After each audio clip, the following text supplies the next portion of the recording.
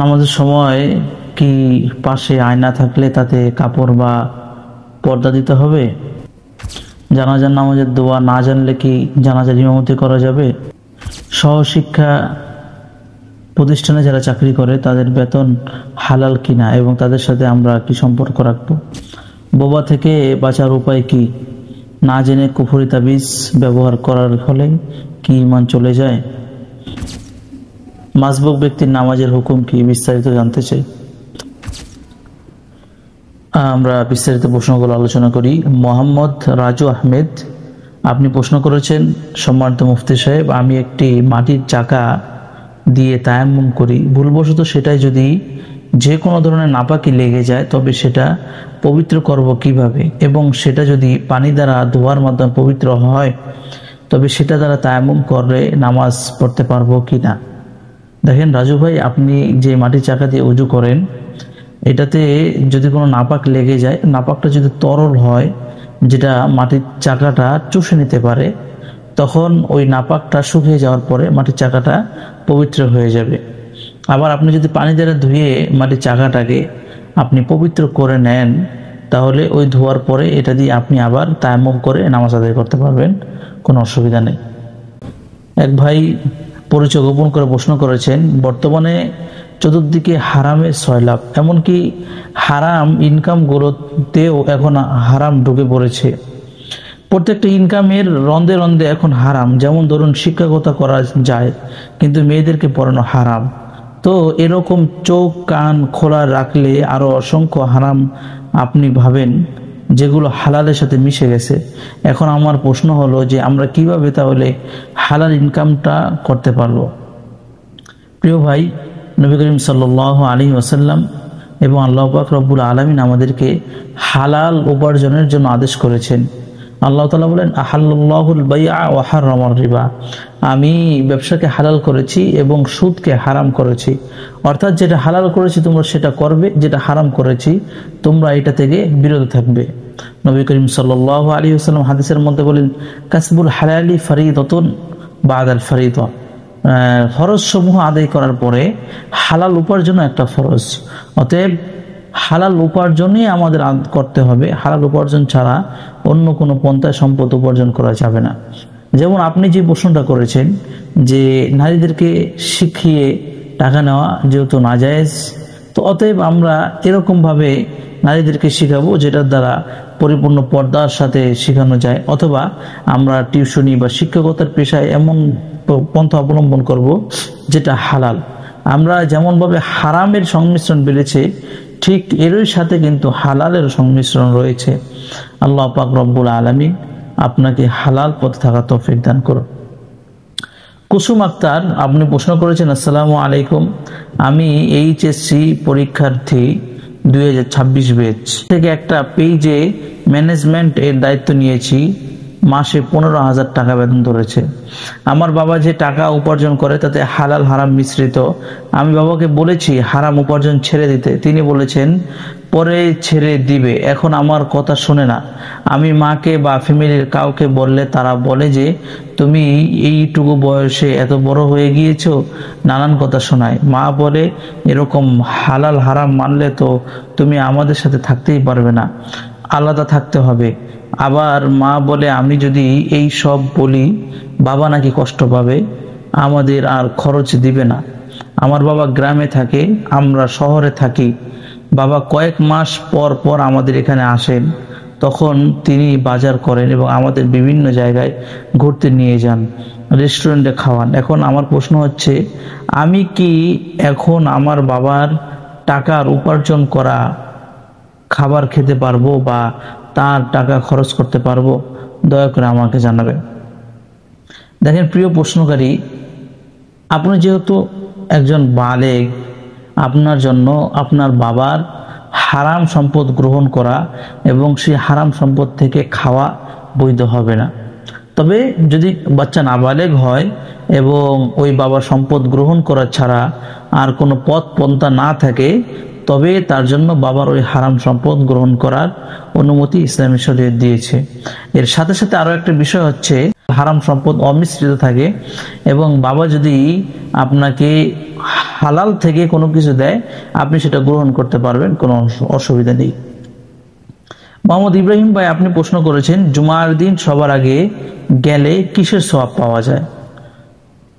নবী করিম সাল্লাল্লাহু আলাইহি ওয়াসাল্লাম হাদিসের মধ্যে বলেছেন যে মানে ইগতাসালা ইয়াউমাল জুমআতি গুসলাল জুনুবাতি, যে ব্যক্তি জুমার দিন জানাবতের গোসল নিয়ে গোসল করবে, সুম্মা রাহা, তারপর মসজিদের দিকে চলাচল শুরু করবে, এবং যে সর্বপ্রথম প্রবেশ করবে আল্লাহর জন্য উট কুরবানি করার এক সমপরিমাণ সওয়াব রয়েছে।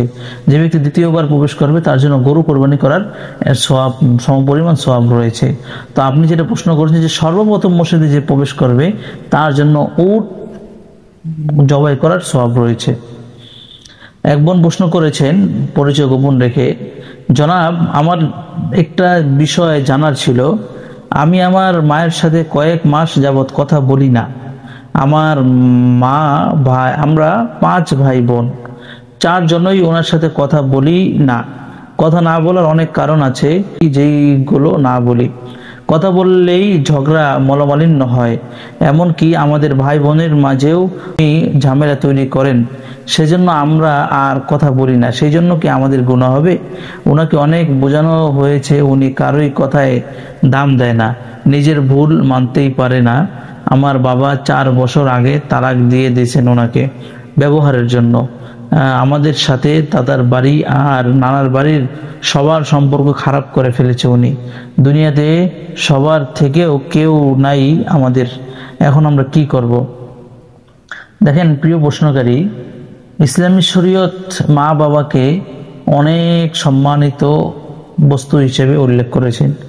আল্লাহ পাক রব্বুল আলামিন সূরা বনী ইসরাঈলের মধ্যে বলেছেন, ওয়া ক্বাদা রাব্বুকা আল্লা তা'বুদু ইল্লা ইয়্যা, তোমাদের রব তোমাদেরকে আদেশ করেন আল্লাহ তা'বুদু, যে তোমরা একমাত্র তার ইবাদত করবে, ওয়া বিল ওয়ালিদাইনি ইহসানা, এবং তোমাদের মাতা-পিতার সাথে সৎ আচরণ করবে। ইম্মা ইয়াবলুগান্না ইনদাকাল কিবরা আহাদুহুমা আও কিলাহুমা, তাদের একজন অথবা তাদের উভয় যখন বৃদ্ধ বয়সে পৌঁছবে, ফালা তাকুল লাহুমা উফ, তখন তোমরা তাদেরকে বিরক্তি বোধ হয়ে উফ শব্দ ব্যবহার করো না। ওয়ালা তানহারহুমা উল্লাহুমা কওলান কারীমা, তাদেরকে ধমক দিও না, তাদের সাথে নরম ভাষায় কথা বলো। আল্লাহ পাক রব্বুল আলামিন এই আয়াত থেকে আমাদেরকে শিক্ষা দেন যে মা বাবা তাদের সাথে আমরা কোনো অবস্থাতেই সম্পর্ক ছিন্ন করতে পারবো না। আপনি যেই অবস্থা উল্লেখ করেছেন, এই অবস্থায় আপনাদের ভাই বোনদের জন্য আপনার মায়ের সাথে কথা বলা ছেড়ে দেওয়া কখনো উচিত হবে না, এবং এটার কারণে আপনাদের গুনাহ হবে। হ্যাঁ, যে সমস্ত বিষয় আপনার মাকে জানানোর দ্বারা সমস্যা তৈরি হতে পারে, আপনার ওই সমস্ত বিষয় আপনার মাকে জানানো থেকে বিরত থাকবেন। তাওয়াক্কুল ভাই আপনি একটা প্রশ্ন করেছেন, আসসালামু আলাইকুম, আমি একটা ছোট বাচ্চাকে প্রাইভেট পড়াই, কিন্তু প্রায় সে কান্না করে পড়তে চায় না। মাসের মধ্যে অনেক মিস দেয় পড়া। আমার 1 ঘন্টা পড়ানোর কথা হয়েছিল বাচ্চার অভিভাবকদের সাথে, কিন্তু বাচ্চা 1 ঘন্টা না পড়ে চলে যায়। জোর করে পড়াতে চাইলে কান্না করে। এখন যদি বাচ্চার অভিভাবক আমাকে পুরো মাসের বেতন দেয়, তাহলে আমার পুরো বেতন নেওয়া জায়েজ হবে কিনা? প্রিয় প্রশ্নকারী ভাই, প্রশ্নে আপনি যে সূরত উল্লেখ করেছেন, এই সূরতে আপনি পুরো মাসের বেতন নিতে পারবেন। এর কারণ হচ্ছে যে এখানে আপনি আপনার নিজের গাফলতি, নিজের অলসতার কারণে পড়াটাকে মিস দিচ্ছেন না, বরং বাচ্চা নিজের অলসতার কারণে এবং নিজে এত পরিমাণ সময় না দিতে পারার কারণে সে পড়তেছে না। অতএব আপনি পুরো মাসের বেতন যদি তার হাতে, আপনি সেটা গ্রহণ করতে পারবেন। আরাফাত রহমান আপনি প্রশ্ন করেছেন জানাজার নামাজের দোয়া না জানলে কি ইমামতি করা যাবে? দেখেন ভাই, জানাজার নামাজের মূল বিষয় হচ্ছে কিন্তু দোয়া। তো যে ব্যক্তি জানাজার নামাজের দোয়াই পারে না, উনি জানাজার নামাজের ইমামতি কিভাবে করবেন? ঠিক আছে, তো বর্তমানে তো আমরা অনেকটা ইসলাম নিয়ে শিক্ষিত, তো উচিত হবে যে ব্যক্তি জানাজার নামাজের দোয়া পারে এবং যার নামাজের কেরাতগুলো শুদ্ধ আছে, এরকম ব্যক্তি যেন জানাজার নামাজের ইমামতি করে। আতাউল করিম ভাই আপনি জিজ্ঞেস করেছেন শিক্ষা প্রতিষ্ঠানে যারা চাকরি করেন তাদের বেতন হালাল হবে কিনা? আসলে সহশিক্ষা কি? সহশিক্ষা আছে যেখানে নারী এবং পুরুষ একসাথে বসে তথা একসাথে বসে শিক্ষা গ্রহণ করে, এটাকে বলা সহশিক্ষা। তো যেই সমস্ত প্রতিষ্ঠানে বেপর্দা থাকা হয় এবং বিভিন্ন গুনাহ ও ফিতনা ফেসাদের ভয় থাকে, এরকম প্রতিষ্ঠানে আপনার সহশিক্ষার এরকম প্রতিষ্ঠানে চাকরি করা মুসলমানদের জন্য নাজায়েজ। আর যদি ফিতনার দৃঢ় সংকল্প থাকে, ফিতনায় লিপ্ত হওয়ার চাহিদা পরিমাণ বেশি থাকে, তাহলে ওই সমস্ত প্রতিষ্ঠানে চাকরি করা হারাম। তো যে সমস্ত প্রতিষ্ঠানে একেবারে আপনার ফিতনায় লিপ্ত হওয়া বা ফিতনায় লিপ্ত হয়ে হারামে লিপ্ত হয়ে যাওয়ার আশঙ্কা থাকে, এই সমস্ত প্রতিষ্ঠান থেকে চাকরি থেকে আমাদের বিরত থাকতে হবে। মুবিন চৌধুরী আপনি প্রশ্ন করেছেন, বোবা থেকে বাঁচার উপায় কি?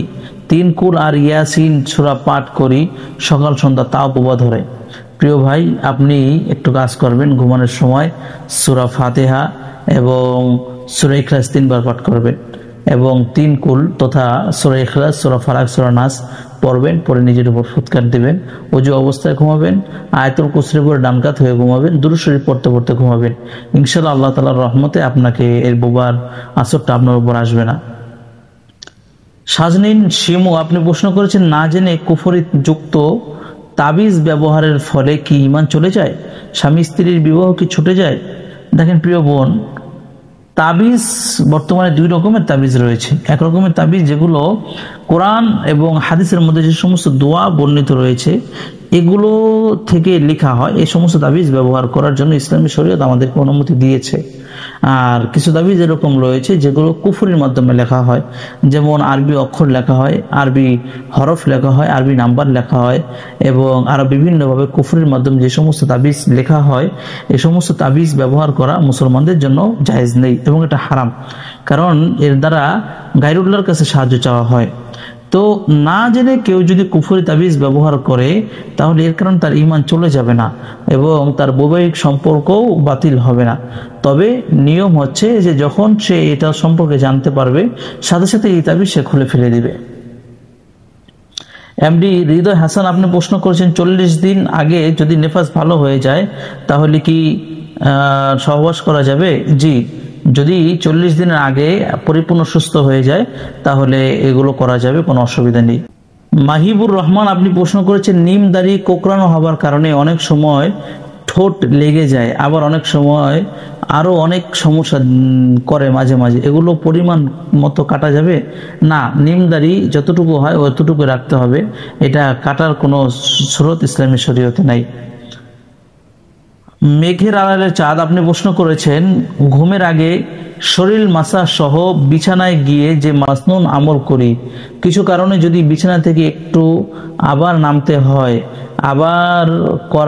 আবার করা শরীর মাসা করতে হবে কিনা? জি, আমলগুলো করার পরে আপনি যদি কারোর সাথে কথা বলেন অথবা বিছানা থেকে নেমে অন্য কোনো কাজ করেন তাহলে বিছানায় শোয়ার পরে এই আমলগুলো আবার আপনাকে আদায় করতে হবে। মহিউদ্দিন আরিফ ডিএন আপনি প্রশ্ন করেছেন, বিবাহ বিচ্ছেদের পর দেন মোহরের মালিক কে হবে? বিস্তারিত জানতে চাই। দেখেন প্রিয় ভাই, মোহর স্ত্রীর মালিকানা, এখানে স্বামীর তো কোনো মালিকানা নাই। বিবাহ যদি বিচ্ছেদ হয়ে যায় তাহলে এই মোহরের মালিকানা থাকবে স্ত্রীর। তবে একটা সুরত রয়েছে যেটাকে ইসলামী শরীয়তে খোলা বলা হয়। খোলার অর্থ হচ্ছে যে স্ত্রী স্বামীকে বিভিন্নভাবে স্বামী থেকে তালাক গ্রহণ করবে। তো ওই সুরতে স্ত্রী যদি স্বামীকে মোহর মাফ করে দিতে চায় তাহলে সে মোহর মাফ করে দিতে পারবে, কিন্তু মূল অর্থে মোহরের একমাত্র মালিক হচ্ছে স্ত্রী। সোনিয়া কাদির আপনি প্রশ্ন করেছেন, আসসালামু আলাইকুম, জিন ও জাদু দ্বারা আক্রান্ত অনেক দিন যাবত তাবিজ রুকাইয়া সব করা শেষ, কিছুদিন ভালো থাকি তারপর আবার ফিরে আসে, কি করতে পারি? কি করলে পার্মানেন্ট মুক্তি মিলবে এসব থেকে? ওয়ালাইকুম আসসালাম ওয়া রাহমাতুল্লাহি ওয়া বারাকাতুহু। প্রিয় বোন, আপনি প্রাথমিকভাবে ফজরের নামাজ এবং মাগরিবের নামাজের পরে যে সমস্ত মাসনুন আমল রয়েছে এই আমলগুলো করবেন।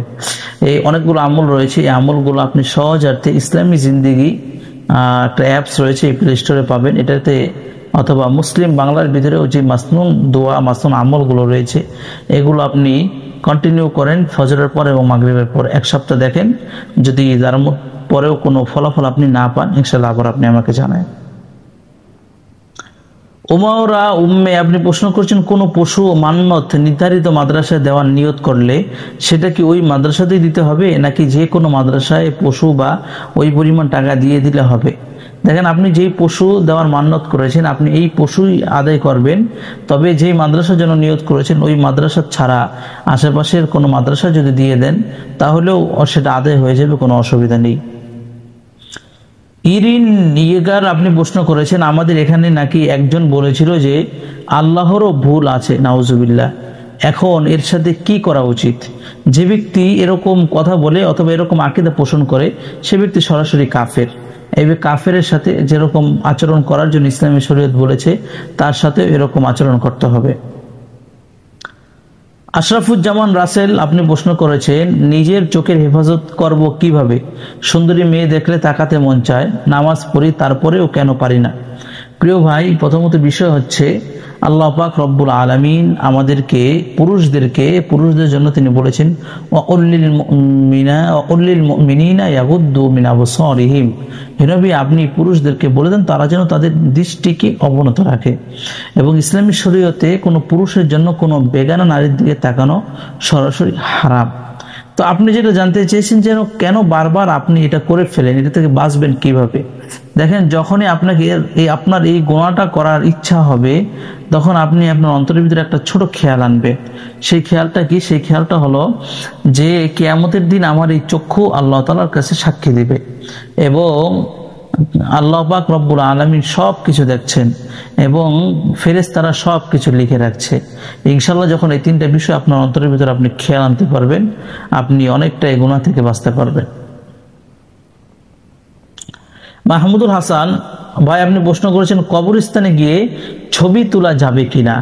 দেখেন, স্বাভাবিক অবস্থাতেই তো ছবি তোলা জায়েজ নেই। পরবর্তীতে কবরস্থানে গিয়ে সেখানে আপনি কবর জিয়ারত করবেন, কবরবাসীদের জন্য দোয়া করবেন, সেখানে তো ছবি তোলার কোনো প্রশ্ন আসে না। এই কাজ থেকে বিরত থাকবেন। বাচ্চা হওয়ার পর আজান দেওয়ার নিয়ম কি? সুন্নাহ পদ্ধতি জানতে চাই। আর মুখে খেজুর চিবিয়ে খাইয়ে দেওয়ার বিষয়টাও কি, সেটাও জানতে চাই।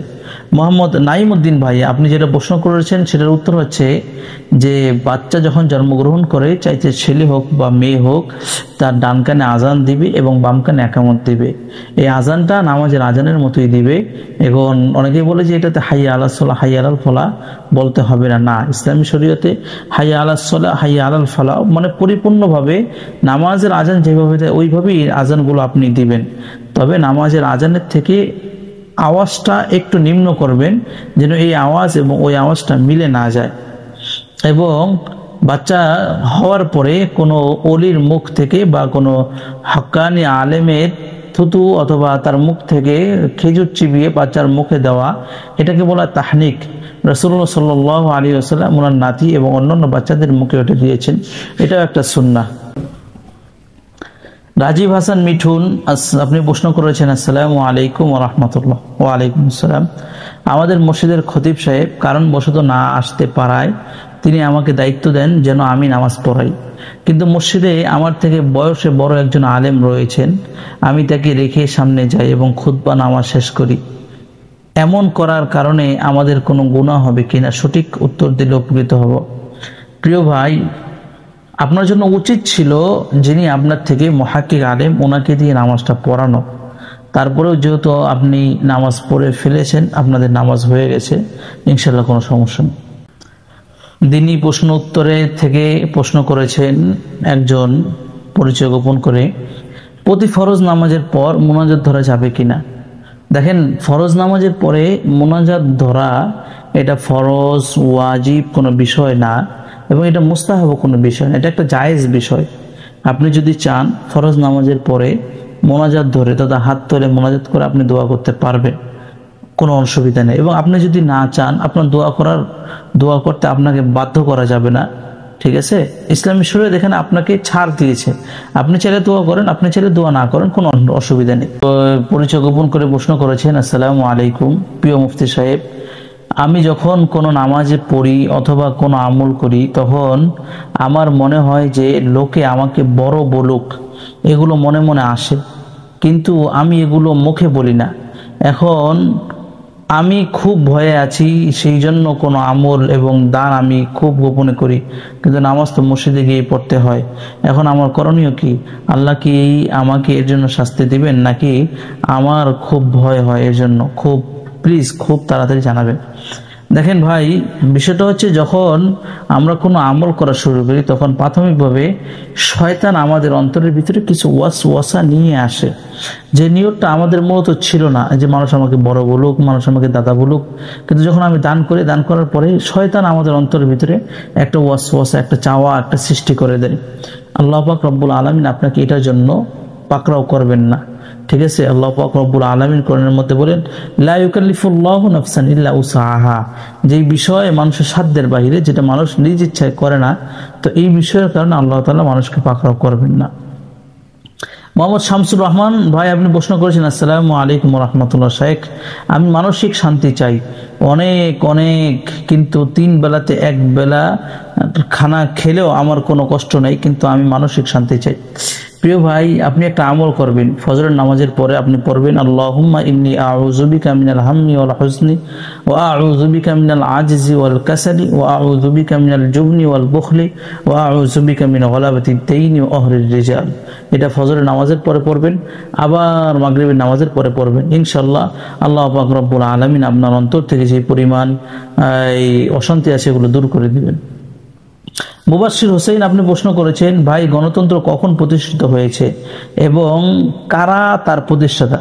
দেখেন ভাই, গণতন্ত্র 1876 সালে আব্রাহাম লিঙ্কন এটার আইন তৈরি করেছে, তথা আমেরিকা এটা শুরু হয়েছে। আর পুরো বিশ্বের ভিতরে 1923 সালে যখন উসমানীয় খেলাফতকে পরিপূর্ণভাবে ধ্বংস করে দেওয়া হয়, তারপর থেকে এটা ব্যাপকতার রূপ ধারণ করেছে। এটার প্রতিষ্ঠাতা আমেরিকানরা তথা ইহুদিরা। বলেছেন নেককার সন্তান পাওয়ার দোয়াটা বলবেন প্লিজ। নেককার সন্তান পাওয়ার জন্য আপনি বেশি বেশি আল্লাহর কাছে দোয়া করবেন, রব্বি হাবলি মিনাস সালিহিন, রব্বানা হাব লানা মিন আজওয়াজিনা ওয়া যুররিয়াতিনা কুররাতা আয়ুনিন ওয়াজআলনা লিল মুত্তাকিনা ইমামা। ছায়া লামা, আপনি প্রশ্ন করেছেন, আল্লাহর হেদায়েত পেয়েও আবার তা চলে যায়, গুনাহ ছেড়ে দিয়েও ফিরে গুনাহ হয়ে যায়, এমন তো অবস্থায় কোন কোন আমলগুলো করলে এই থেকে রক্ষা পাবো? দেখেন প্রিয় বোন, আমরা যখন গুনাহ থেকে মুক্ত হই বা গুনাহ থেকে বাঁচার চেষ্টা করি, ঠিক শয়তান তখন আমাদেরকে আবার গুনাহের দিকে ধাক্কা মেরে ফেলে দেয়। নবী করিম সাল্লাল্লাহু আলাইহি ওয়াসাল্লাম হাদিসের মধ্যে বলেন, ইত্তাকুল মাহারিম, নিষিদ্ধ যে সমস্ত বিষয় রয়েছে গুনাহ থেকে তোমরা বাঁচো, তাহলে তোমরা তাকুন আবাদান নাস, তাকুন আবাদান লিন্নাস, তোমরা মানুষের ভিতরে সবচেয়ে আবেদ তথা ইবাদতকারী হয়ে যাবে। তো গুনাহ থেকে বাঁচা আমাদের সকলের জন্য জরুরি। আপনার যদি কখনো গুনাহ হয়ে যায়, সাথে সাথে আপনি আল্লাহ পাক রব্বুল আলামিনের কাছে তওবা করে নেবেন এবং সর্বদা এই নিয়ত, এই চেষ্টা করবেন যেন আপনার দ্বারা কখনো কোনো গুনাহ হতে না পারে। হাফেজ আব্দুল্লাহ আল মাহবুব, আপনি প্রশ্ন করেছেন, আবু জাহেল রাসূল সাল্লাল্লাহু আলাইহি ওয়াসাল্লামের কেমন চাচা? আবু জাহেল রাসূল সাল্লাল্লাহু আলাইহি ওয়াসাল্লামের আপন চাচা না, বরং ওনার চাচাদের চাচাতো ভাই ছিলেন।